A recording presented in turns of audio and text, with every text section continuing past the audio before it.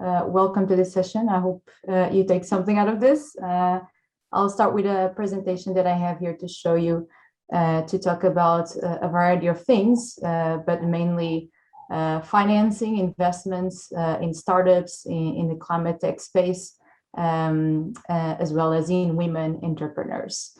So moving on to the next slide, please.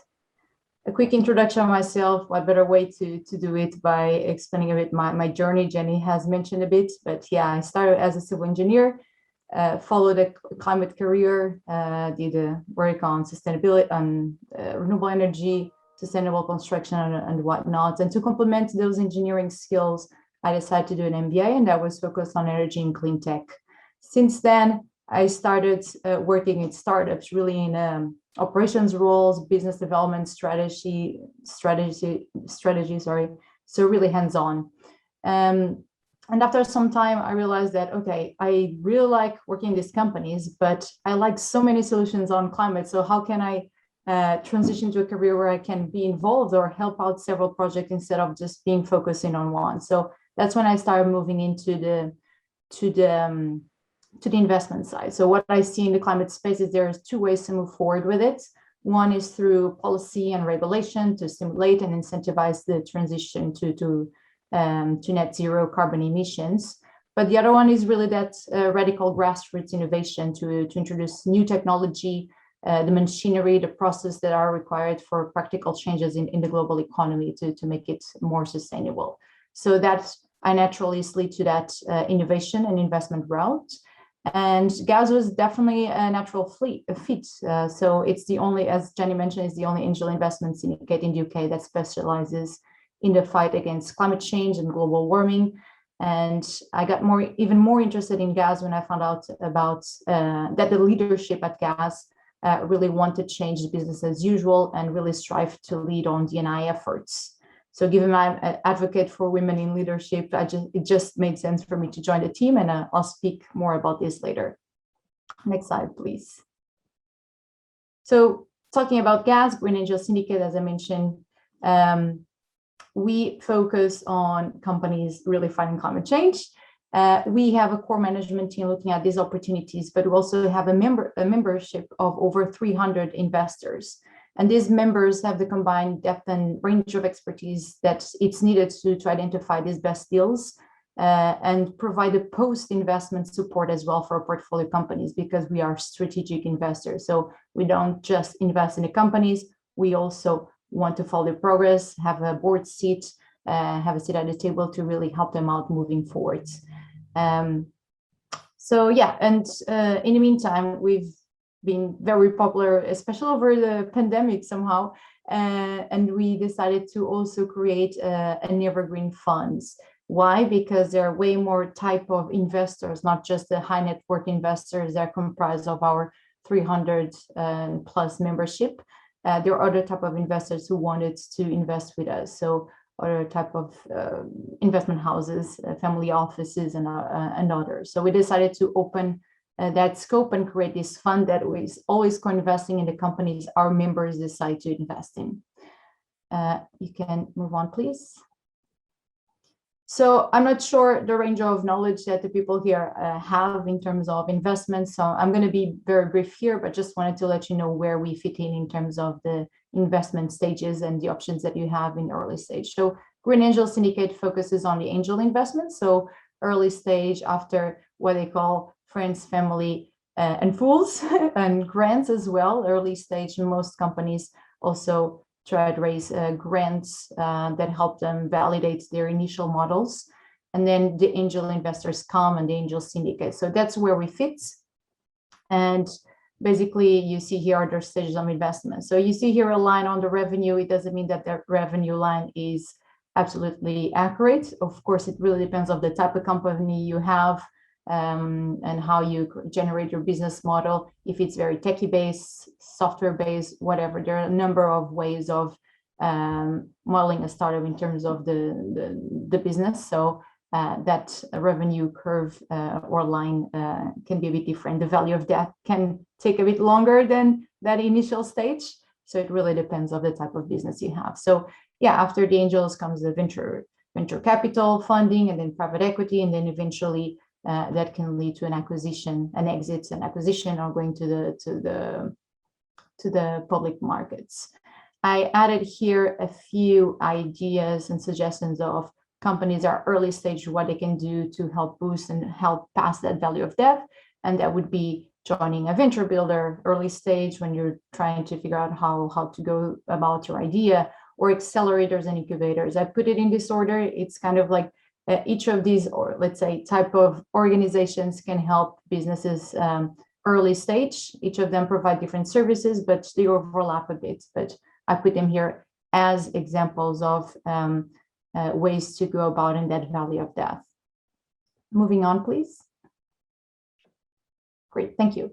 So focus on the Green Angel Syndicate. This is our investment criteria mostly. This is the preferred investment profile of companies considering applying for Green Angel Syndicate. So we focus on companies that are able to demonstrate its effect in reducing carbon emissions, or reducing other greenhouse gases, or even removing carbon concentrations from the atmosphere. The company can be either trading or not yet trading. Hopefully, it has already a minimum viable product and TRL6 or plus. For those who don't know what this is the technology readiness level of some solutions. And basically, at TRL6, what's hopefully we can see is a demonstration of the technology, of the system, of the model in a relevant environment, in the ground or space. So if the company is at that stage, so got the friends and family investments, some grants, and now was able to create this MVP and get to the TRL6, it's when we like to invest. The company should be eligible for the Enterprise Investment Scheme, which is a scheme specifically focused on companies that are UK headquartered. So it might not be for all of those here present, but it allows for investors to have enormous tax breaks whenever they invest in early stage companies. So it's a way to incentivize investment that UK has, which we very much back. The company also has to have already like an exit plan, an idea of how they can exit whenever they get to those successful stages. And ultimately, it has to be investor ready. And that touches a lot of things, having a solid business plan, there's financial projections, evidence of demand, and also competitive advantage over other companies, and of course, defensible IP. Moving on, please. Okay, great, thank you. So these are some examples of our investments. So what do we mean by, sustainability, clean tech? It's more than energy. A lot of people think about energy, but no, it's food and ag materials. It's in ag, it's in buildings. There's a lot of solutions that touch all of these sectors and many more that are considered clean tech solutions. So what I have here on the screen are some examples of women-led businesses that have been successful in raising with us. So we have, for instance, Data Metrics here. We have invested with them in the past. We got to a 1 million round at that time. This year, we have a follow-on investment that was over 1.5 million. And this is a young lady leading it. Qualis Flow, it's actually led by 2 young women in the construction industry and has raised about 600K. Another example here, Smile Plastics, that has raised 900, and Scottish Bee, which is actually not here, but it's led by a man and a woman. So there's a lot of investments here that definitely have women leading the businesses. Oceana is a nice one that I like, that I actually led that deal where they're basically processing seaweeds and helping out creating products that are more carbon neutral than the ones out there. So they're replacing for that. So this is just an example, a sample of a few businesses we have. And also one thing to mention here is that we are about 30 investments and about a quarter of them are women-led. So that's huge compared to the average that's out there where, as you see in stats and different reports, that there's way less businesses that are basically led and invested by a number of type of investment firms. So moving on, please. So this is our impact so far. What I want to highlight here is that these are the cumulative CO2 savings that we've been having.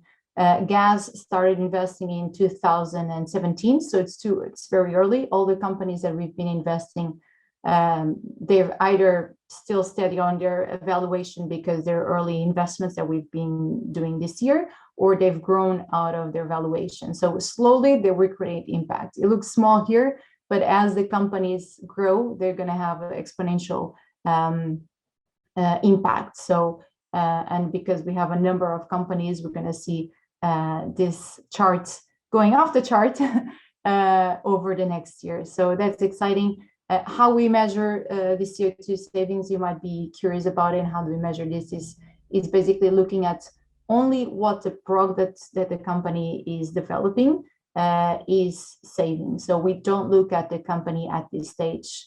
And why? Because companies at this stage are just trying to, create and make it and trying to survive. So they might have to do, on-site visits and whatnot, and really generate more carbon emissions early on in the stage in their businesses. And that's something that can be optimized later on. So right now we're just looking at the product emission savings.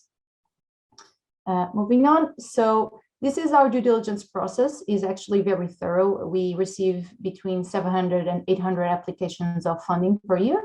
And we provide this formal and very rigorous deal selection and due diligence framework. So successful investments are selected from a broad range of applications, as you know, and they have to pass through all of these filters before being pitched to members and eventually get to the funding. I don't want to dive much into this now because of timing, but I'm happy to go back here and tell you more about the details of how we move along on this investment process. So Patricia, we can move to the next slide. Thank you. So the connection between Green Angel Syndicate, diversity and inclusion, especially in women, there's a lot here. So diversity matters to us, and as you probably know and read in a lot of reports, it makes business sense. Like if you have more diverse team, usually the company is more successful, has way more return on investment and whatnot. So and also we want to focus on diverse founders who have ideas with huge potential, both in environmental impact as well as ROI. And they're mostly overlooked by the mainstream investors. So we see a lot of potential in focusing in diverse founders. How we do that specifically at Green Angel Syndicate. So we actually have created an internal strategy to achieve more diversity at 3 pillars: at the portfolio company level, at the membership level, as well as at the gas company level. And we mapped out about 25 or 30 individual action points.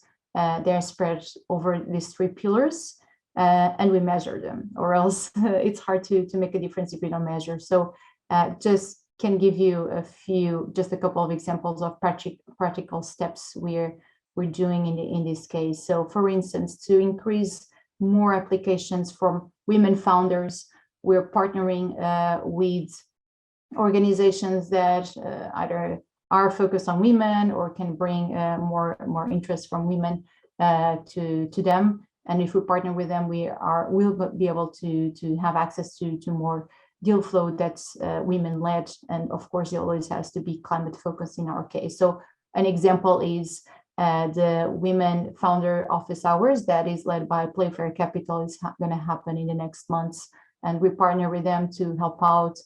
We mentor companies early stage, and we do a lot of work there. So if you actively seek for where women founders are, the more likely it is that we're going to invest in them. So another way, just to give you just another example, is at the membership level, getting more women investors as members in the Green Angel Syndicate. So we're also at the higher end of gender diversity in terms of our membership. So we're at about 25% in terms of women investors in our membership. So that is also very good. And as you might know, women will look more thoroughly at women-led businesses just because they understand the potential, they see how great it can be. So we don't let opportunities be overlooked because of this. So we also want to raise that gender diversity at a membership level. So these are just some examples. I can dive deeper later on this. Just wanted to give you an overview. Moving on, please.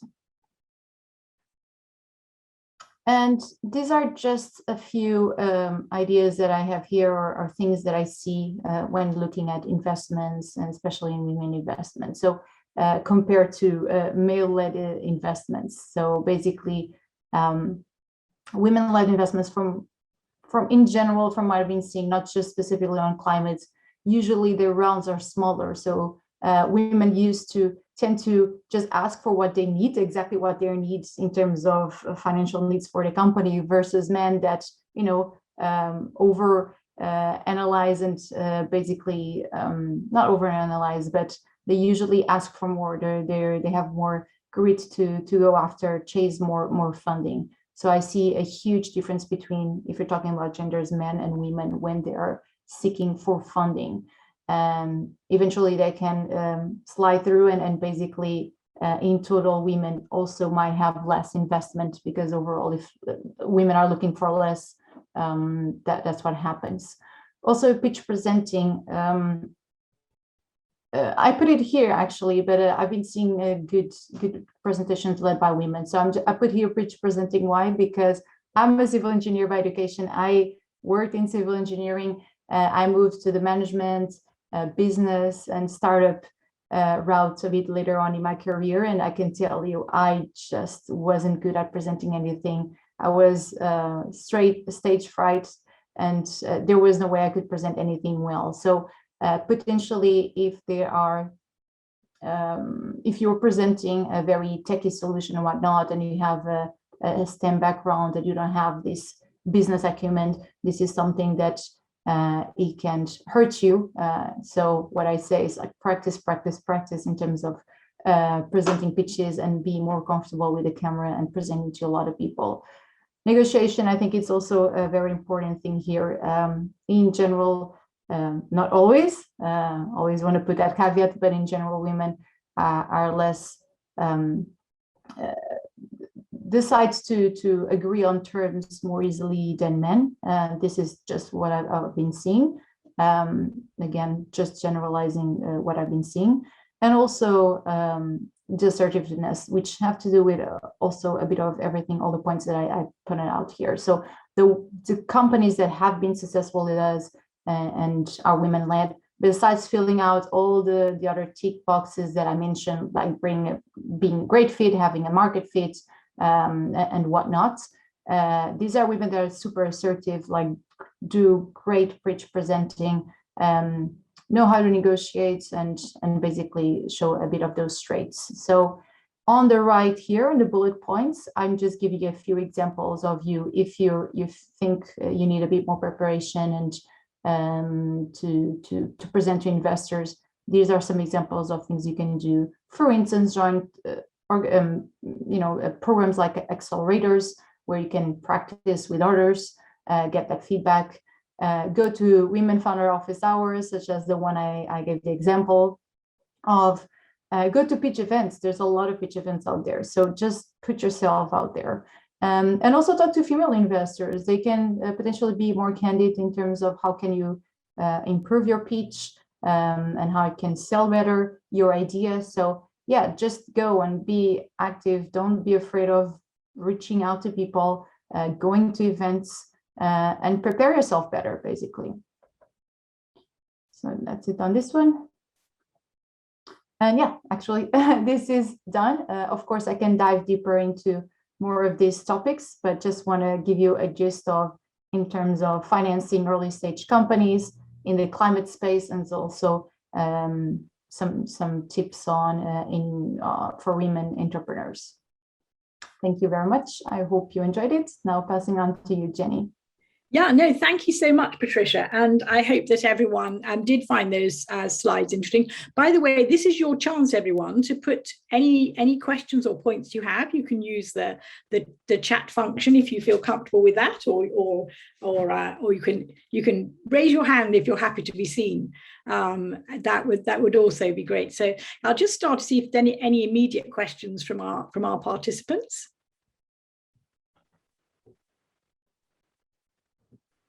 Anyone bold enough to make a start?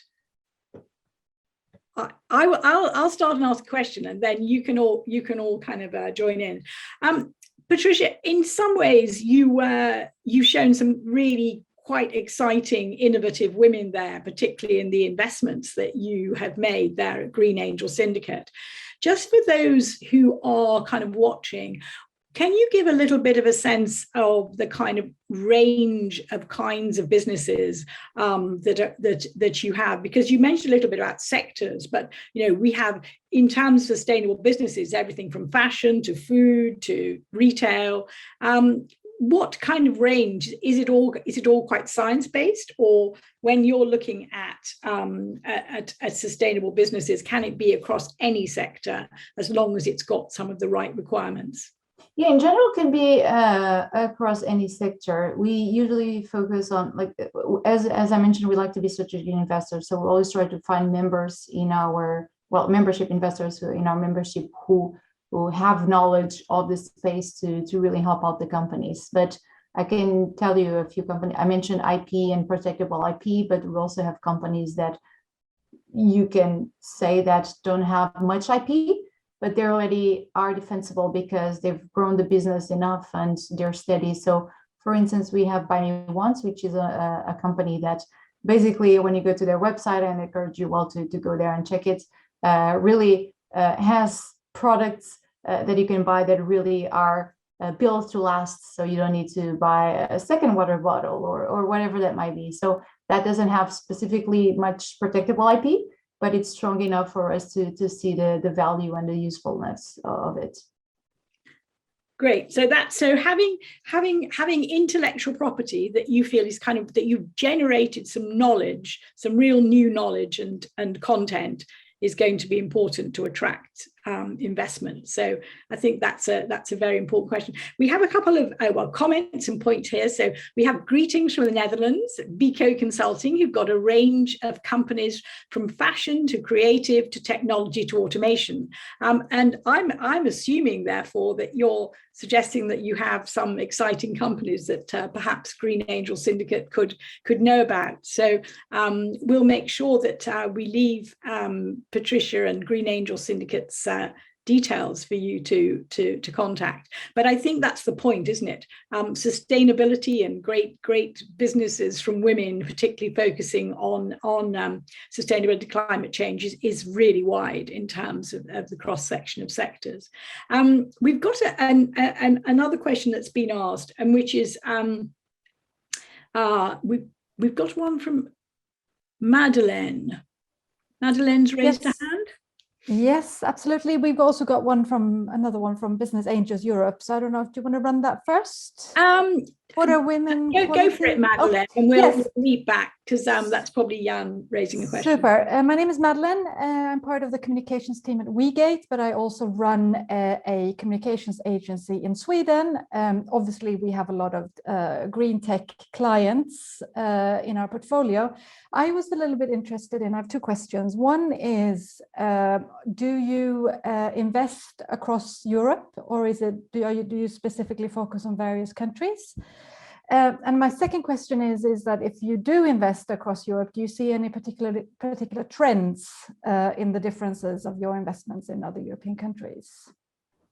Hi, Madeleine, and thank you. So the Green Angel Syndicate, because it's based on the Enterprise Investment Scheme, EIS, it's only focused on companies that are UK-based or UK registered. So you can actually have the business operations in another country, but the company needs to be registered in the UK.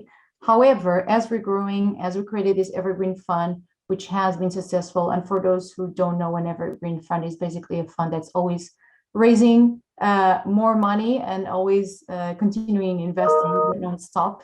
We're going to go through our third close this year of the fund. So this is the first fund that we create. We have FCA and financial organization that is basically backing our fund, but our goal is to become ourselves registered, and within the next funds very much potentially start investing outside the UK. So most of our members are UK based, but we still have members that are non-UK based. They don't get the EIS benefits, but they still like to invest with us. So we want to reach more of those type of investors. So not only focus in UK, but also going more worldwide, because solutions are everywhere. So that's the thing. That's the limitation that we have so far, but hopefully that will change soon. Thank you. Great, thanks, Patricia. We had a question from colleagues at Business Angels Europe that was really asking about what you feel are the key qualities that a woman entrepreneur, particularly obviously focusing on building a green business, should particularly bear in mind when trying to attract investment. In your presentation, you'd actually raised a number of issues, how you felt that women often weren't asking for enough. They often needed to kind of upskill their negotiation skills. You felt they needed really to concentrate on their pitch. But for you, when thinking, when really helping a woman to think, well, how do I really attract and appeal to investors over and above perhaps issues around kind of confidence and skills, what would you say the best things are to think about in terms of positioning their business to approach investment? To be honest, I don't see any difference between who is leading the company in terms of that. Like, if you have a good business, you need to know how to sell it and see there's the market here, there's our traction, we've accomplished this, I'm able to do this with my team, and there's a good business opportunity here. So why wouldn't you invest? So it's really to show what's necessary. And it depends on the business as well, because there are some businesses, for instance, if you're talking about, for example, batteries and then the battery efficiency, because you found a new solution to make them more efficient. For instance, maybe that doesn't touch directly in the hearts of your investors because it's not something personal. But at the same time, but in parallel, if you have a business that is, like more about the experience, like clothing that's sustainable and comfy and way more environmental friendly, potentially you can play with that and basically sell it to investors who are more focused on the connection and like a personal touch that they have with that type of product, let's say, if that's clothing, for example. So I wouldn't say there's something specifically on women. It's really like women just have to have the traits of, I'm not going to say men, but like traits of confidence and assertiveness that several lack more than men. That's the only thing I have to say, because there are very good women there who have all of this.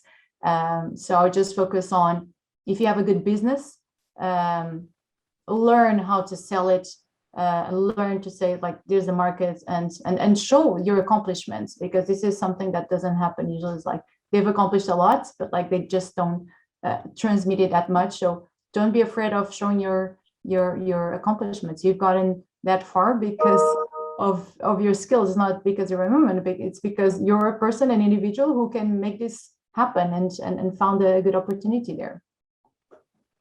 Great, that's a great response. Thank you, Patricia. BCO Consulting have been putting forward 1 or 2 comments. Is anyone brave enough to put their hand up from BCO and speak? Who is here from BCO? If not, I will read out the question, but there's some little comments coming through here, and I'm just wondering if anyone wants to actually speak to that. Feel free if you want to. Hello? Hello? Can you hear me? You're coming through. Hey, I'm Stephanie Bertram. I'm the founder of BCO Consulting. Sorry, I am here with several people, so I just logged on. Yes, I'm supporting startups and scale-ups and working with 2 gentlemen from Great Ventures in Rotterdam when it comes to scale-up investment. So they help me to understand better what's required, and I send them the companies that I help to get set up in the Netherlands, but also internationally. And the Dutch government has funding for helping startups and scale-ups to pay my bill to help them, which is a very, very good solution. So I'm a mentor also for pro bono. Sorry, so we get, what was your, did you have a question that you wanted to ask Patricia, or were you just wanting to present? Did you have a question about green? No, there was a question about what qualities somebody needed, and I gave an answer on the chat. So there was no question. I didn't have a question. I'm very excited to listen. No, thank you. No, I just thought you were actually, so your question wasn't should we cooperate or compete, because I thought that was quite an interesting point. And Patricia, I'm sure you'd agree. Often, it's really great often when women kind of combine their ideas. So I'm just wondering what you thought about that, Patricia, in terms of women getting together and kind of. No, I'm Stephanie. I don't know. Are you talking to Patricia or to? No, I was sorry. I was just putting that question to Patricia. Oh, yes. You made a comment in the chat. Well, on that part, I agree with what was just said, right? So I think people, if they look narrow-minded and just want to focus on their success and that's it, I don't think you're going to get that far as if you can cooperate and work with others. And there's a lot of companies that we see that are kind of, they complement each other. So if the more they open themselves to each other, the more they can take and understand their other clients, which complements theirs, and get a lot of access to a bunch of introductions. And that has been happening in my field a lot. We have also companies that suggest, so companies in our portfolio that suggest other companies they know in the climate space to apply to Green Angel Syndicate. So I think the more open you are, the more you can get, instead of just closing in your own cubicle. So definitely agree on that. Got another interesting question. So to what extent can or should you be aware or screen for greenwashing in startups? Well, all the time. So we, as I mentioned, we get about, well, over 700 applications per year, and we reject most of them in that first stage of screening because they just say, yeah, like we do X or Y. Oh, by chance we use an electric vehicle to make the deliveries, but that's it. Well, it doesn't make you, let's say, green, if you want to use the word green, right? And then we really look at how they measure their, let's say, greenness in terms of like how they measure their impacts. And we ask for life cycle assessments. Sometimes it depends on the technology, or you can really see, like, if you can, for instance, replace a number of cars by your service because you're using bikes or electric bikes and whatnot. We count all of that to understand if the company is really green or just doing greenwashing. So there is no way a company that's doing greenwashing passes through us. Unfortunately, that's not the case for a lot of companies out there, and big companies that do a lot of that. Thank you, Patricia. That's all very reassuring. Kate Maria Wittner from Denmark, if you got a question you wanted to put, you kindly put it in the chat, but I wondered if you wanted to speak. Yes, thank you. My name is Kate Maria Winter, and I'm the founder of Lagatha. Lagatha is a business cluster ecosystem who bridge the startups founded by female entrepreneurs to global industries with few women. And Patricia, there was something I didn't quite understand to the full. If we have to work with you, that means that for the time, if I did understand you right, that we have to be registered in the UK if we want to work with you, or how did I? Is it possible to? Because we are with this cluster business ecosystem, we will actually go global in the end of December. when it's all done. But we need also to, we are like actually searching for investment right now. So if we have to work with you, how are we going to do that? Yeah, that's a good question. So yeah, unfortunately, we don't invest at this moment in companies that are registered outside UK. So there are a number of ways to go about it. All of them take some time, but for instance, you can register part of your business in the UK, or you have the umbrella company in the UK. And the suggestion I have, and I was actually, there's a very interesting business that was from Thailand that is doing really good things and really reducing the food waste that we really wanted to work. They applied to Green Energy Syndicate, and there was no way we could invest now, but we're looking to invest in them in about 6 months. So they're growing, they're outside Thailand already, and they're growing to the UK and whatnot. So what I suggested is like, okay, let's continue conversations. I'm enjoying your developments, but what you need to do is register. How? I'm not the legal person, but there are a number of organizations out there that can help you. One that is very much used in the UK is Seed Legals. They can help you with a number of things regarding early stage startups, from registering a company in the UK to how to prepare for investment as well, and looking at term sheets and whatnot. UK related term sheets, well, they're universal, but I'm just giving you an example of a type of organization that can help you through all the steps, not just registering, but talking about the enterprise scheme and whatnot, tell you all the benefits about UK and whatnot. So I would just seek out one of those organizations and ask everything you need to do. What is the time frame and whatnot? Because eventually, for instance, that company that I just gave you the example of, we want to invest in them. So it's fine. We don't do it now, but we'll potentially do it in 6 months. Okay, so that means to like kind of be very pragmatic now, I could reach out for you and you will just give me a list of these organizations you are naming. Yes, for example. That's possible. Yeah. Okay. If we see the potential and we like, and it's like fits our thesis, definitely. Okay, great. Thanks. Great. Thank you. Welcome, thank you. That's great. And we've got another question here from Anna Vidmar. Anna, are you around? Are you happy to speak? Here you are. Lovely. Yes.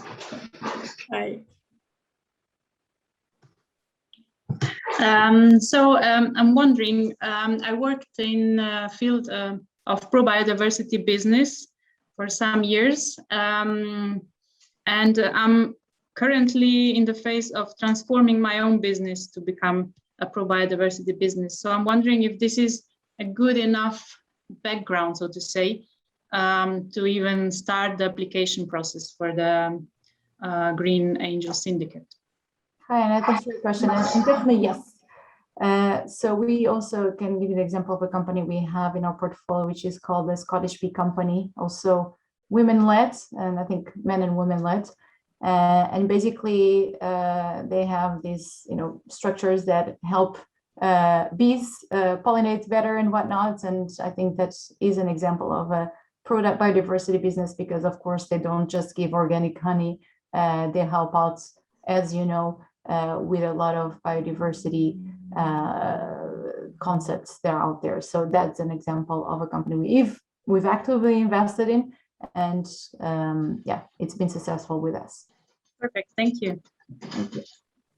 There's a lovely question here as well, and I'm going to circle back to a couple of other ones in a moment. But there's one here which says, if you could pick one or two industries looking ahead to 10 years, what kind of potential would you choose that could have real green impact looking forward? And how do we as aspiring entrepreneurs, what should we be focusing on? So looking ahead in 10 years time, if I could pick one or two industries for business, where should I aspire?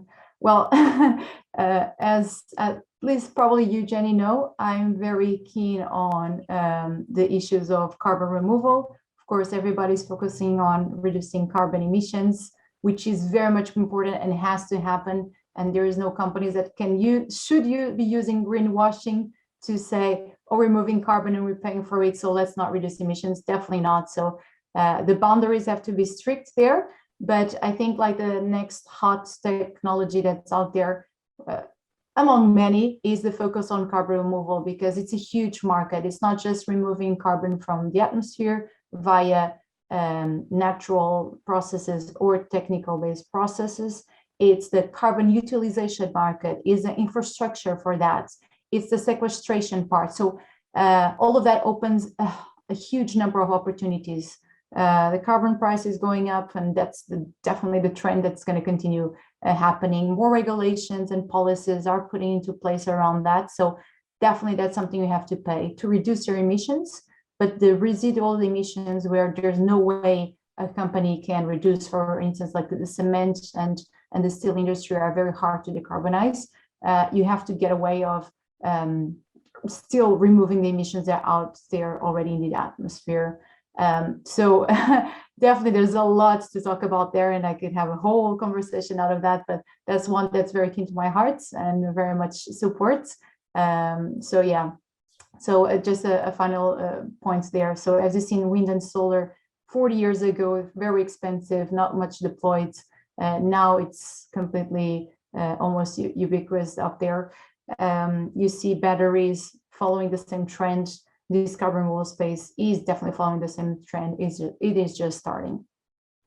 Thank you. No, that's wonderful. And there's a couple of questions that are probably beyond your particular scope, Patricia, but there's a question here asking about, do we have a European-wide platform for investors to kind of find great opportunities? At Business Angels Europe, we do have a very huge opportunity called Business Angels Europe Club, which where we can kind of do a lot of cross-border investing and exchange deals. So very good to link with Business Angels Europe and Jan, who is here.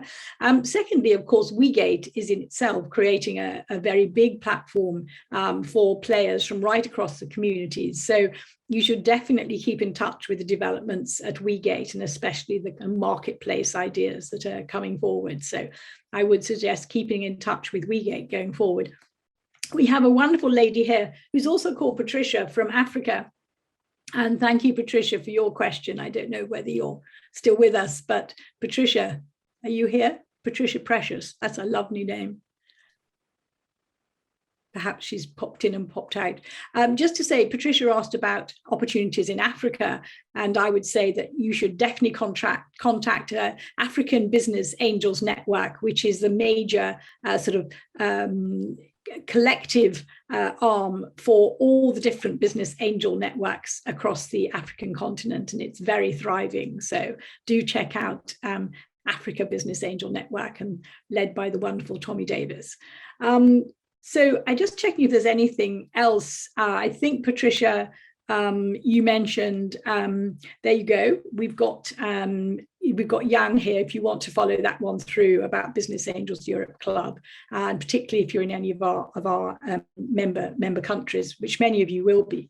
For me, Patricia, I think the big thing is, and something that you've really presented to us today, is that you know, in order, women are not competing with men. Women have wonderful ideas and innovations, but they have to really kind of fit in terms of core criteria that investors like you are looking for.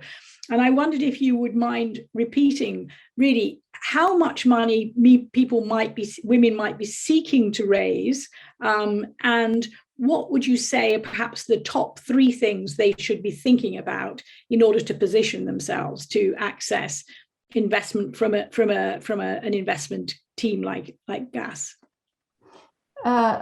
Well, Jenny, to be honest, in terms of how much, that's so relative. It really depends if it's a SaaS business, a technology business. What I can say in terms of the Green Angel Syndicate is that we have a minimum threshold, and usually we don't invest less than 150. I'm saying we have a minimum threshold, but we never invest that. So we invest a bit more than that. But average, we invest between 350, 500. I'm leading a women-led business right now that's already is oversubscribed in terms of the investment you're looking for, and just from us, not even from other investors. and that's going over 600K at this moment. So I told you an average, but this year we invested in the one I mentioned to you, that's over $1.5 million, another one 150. So I would say don't see a limit. If you're still early stage, don't see a limit there. Yes, so we're not looking for businesses that are still raising that friends and families and grants round where it's like 50K only or 100. We're looking at a bit on the next stage whenever they've done something with the funding they have. And the other thing was tips on. Really, you mentioned intellectual property as being obviously key, but if you look beyond that, is it having do they need to have achieved a lot of traction? Do they need to have customers? Do they need to have markets? Just to give people a sense of perhaps that readiness package that you would be looking for. Yes, definitely. So definitely early traction and ideally some early revenue. But if not, for instance, if you're creating and it's being successful, for instance, a prototype with a big corporation that has, demonstrated that they trust you to want to work with you and develop the prototype, that's something huge. And especially in type of businesses that take some years to develop, they're very techy and IP defensible. So for instance, that's one. So some traction, ideally some revenue, but if not revenue, at least like this type of big deal. So, and that shows there's interest from the market. So that's important. What else? Yeah, and I think that touches a lot of things, because if you got into that stage, it shows that you have a capable team. It shows that you have a product that companies are interested in looking at, and basically that you can deliver. And what you need from us is that bit extra step. Maybe you need to increase the size of your factory, or need a bit more funding for a bit more of R&D, or a spread to other countries. So if you're now spreading internationally, so you need that bit extra funding. So that's when you come to us, as well as, so it's the extra funding and also expertise in the field, because we can open doors, for instance, on the type of clients that company is looking at, because our members, investors have worked in those industries before. We have a lot of that. So if you're looking for funding and you're looking for that extra advice in your startup, definitely has to do somehow with climate. Yeah, that's when I would suggest you to apply to Green Angel Syndicates. Thank you. No, that's absolutely perfect. We've just got a few minutes remaining, and I just wanted to finish up by saying, obviously, you've met a great company that's very focused on the UK. Although, as Patricia said, she's opening up around Europe as they develop their fund. But obviously, do bear in mind Business Angels Europe, because we are working with all of the main markets right across Europe. And obviously we work with the investment community through our members. So you will be able to reach out through Business Angels Europe to many exciting investors, and delighted that Green Angel Syndicate is very much part of our Business Angels Europe Club as well. So thank you all for joining us today. I'm just going to hand over quickly to Jan, but before handing over to Jan, I want to thank Patricia so much for being such a fantastic speaker this afternoon. So informative, and just great to see such a proactive woman entrepreneur and investor among us today. So thank you so much, Patricia. Well, thank you, Jenny, and thank you everyone for attending, and feel free to reach out. I left my email in the last slides. Feel free to reach out. Happy to support in any way I can. Thank you so much. Jan, are there one or two closing things you want to say? Yeah, no, thank you. First of all, again, Patricia and Jenny, a couple of things to say. I think maybe taking a step back, looking from the continent to the UK, it's a look into the future. Your ecosystem is, let's say, 5 years, a decade ahead when it comes to early stage investing. And so that's why it's so interesting, I think, for all of us to see that there's a angel network, individuals who are coming together to invest only in green tech. And that's why it's so important for us that you've been speaking today. I want to enthuse everybody to look up Green Angel Syndicate on their website. They also have a great blog and they really keep track of what they're doing and where they're investing in and how they see the market progressing over the coming years. So that's definitely a tip.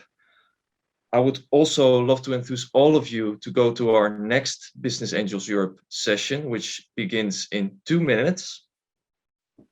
And this is on digitally funding your business by the European Crowdfunding Network Board President Kristin Friedrich, together with Business Angels Europe board member Claire Monk. So I hope to see you all on the other side. And of course, in the meantime, do open up a new tab in your website browser and type in WEgate.eu, because this is the one-stop shop for all things concerning women entrepreneurship. For now, thank you very much. And Jenny, Patricia, thank you again, and see you all on the other side.